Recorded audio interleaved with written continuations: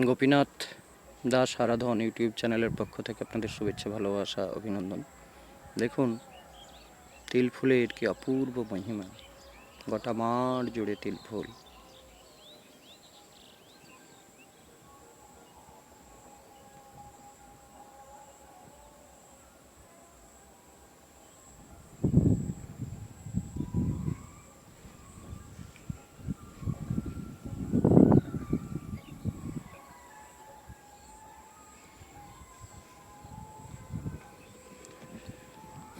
দেখতে দেখতে যেন নেশা ধরে যায়।